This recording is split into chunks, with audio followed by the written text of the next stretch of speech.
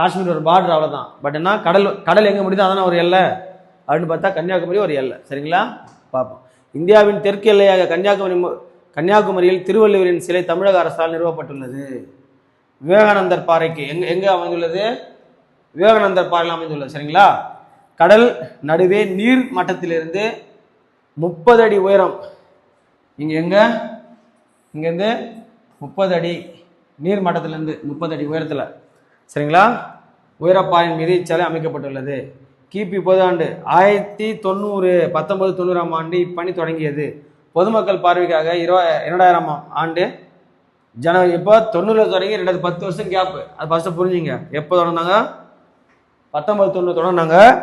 2000 ஜனவரி திங்கள் முதல் நாள் அன்று திறந்து வைக்கப்பட்டது. பாறையிலிருந்து சிலையின் உயரம் 133 அடி. இது திருக்குறளின் மொத்த அதிகாரங்களை குறிக்கிறது. பார்ப்போம். அறத்துப்பாலின் அதிகாரங்களை உணர்த்துவது போல் பீடம் 38 அடி. இதோட பீடம் இருக்கு இல்லையா, இந்த அமைச்சர் 38 அடி. அதுக்கடுத்து பொருட்பால் இன்பத்துப்பால் ஆகியவற்றின் மொத்த அதிகாரங்களை குறிக்கும் வகையில் சிலை 95 அடி உயரம் உடையதாக அமைக்கப்பட்டுள்ளது. இது பீடம். சரிங்களா? இந்த பீடம் இது எத்தனை அடி? 38. மீதி இது 95. இது 95 சிலை. சரிங்களா? இதில் என்ன தெரியுமா கொடுமை? அந்த பாட்டு வருமே, ஹைரா ஹைரா ஹைரா பண்ணு 50 kg தாஜ்மஹால் சொல்லிட்டு ஐஸ்வர்யா சொல்லியிருப்பார் கவிஞர் வைரமுத்து அவர்கள். சரிங்களா? அது ஞாபகம் வச்சுப்போம். ஆனால் திருவள்ளுவர் சிலை எவ்வளோ உயரம்னு கேட்டால் நம்ம சொல்ல மாட்டோம். 95 அடி பீடம், 38 அடி. மறக்காதீங்க. சரிங்களா? பீடத்தின் உட்புறத்தில் மண்டபம் ஒன்று அமைக்கப்பட்டுள்ளது. மண்டபத்தின் உட்சுவரில் அதிகாரத்திற்கு ஒரு குறள் வீதம் 110 குறட்பாலும் தமிழிலும் ஆங்கிலத்திலும் செதுக்கப்பட்டுள்ளன. திருவள்ளுவர் சிலை அமைப்பதற்கு 3 டன் கேட்பாங்கம்மா. எத்தனை டன்னு?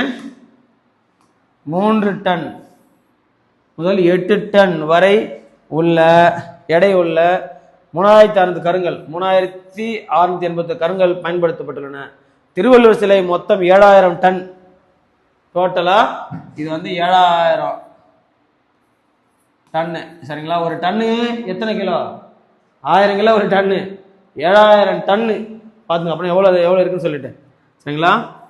செய்யப்பட்டுள்ளது. திருவள்ளுவர் சிலைக்கு செல்வதற்கு படகு செய்யப்பட்டுள்ளது. உள்நாட்டிலிருந்து வெளிநாட்டிலிருந்து ஏராளமான சுற்றுலா பயணிகள் இங்கு நாள்தோறும் செல்கின்றன. தமிழின் பெருமைக்கு அடையாளமாக இச்சிலை உயர்ந்து நிற்கிறது. இப்போ ரீசெண்டாக ஒரு படம் வந்தது, வணங்கான்னு சொல்லி ஒரு படம்.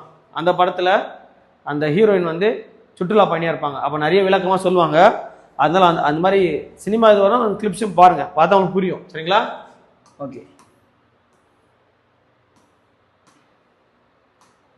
உலக தமிழ்ச்சங்கம் மதுரை உங்க எல்லாரும் தெரியும். தமிழ்ச்சங்கம் அமைச்ச இடம் எங்க? மதுரை. என்ன மதுரை? தென் மதுரை சொல்லுவாங்க இல்லையா? வடமதுரை தென் மதுரைன்ற மாதிரி தமிழ்ச்சங்கம் எல்லாம் நான் வரும் மதுரை தான். அவங்களா யாரு? நம்ம நக்கீரர். நெற்றிக்கண் திரைப்படம் குற்றம் குற்றமே சொல்லுவார் இல்லையா? அதெல்லாம் எல்லாம் வரும். சரிங்களா? சங்கலித்தில் பார்ப்போம். ஓகே. உலக தமிழ்ச்சங்கம் மதுரை. மதுரை மாநகரின் தல்லாக்குளம் பகுதியில் காந்தி அருங்காட்சியகம் அருகில் உலக தமிழ்ச்சங்கம் நிறுவப்பட்டுள்ளது. கேட்பாங்க. மதுரை நகரின் எங்க உள்ளதுன்னா தமிழ்ச்சங்கம் உள்ளது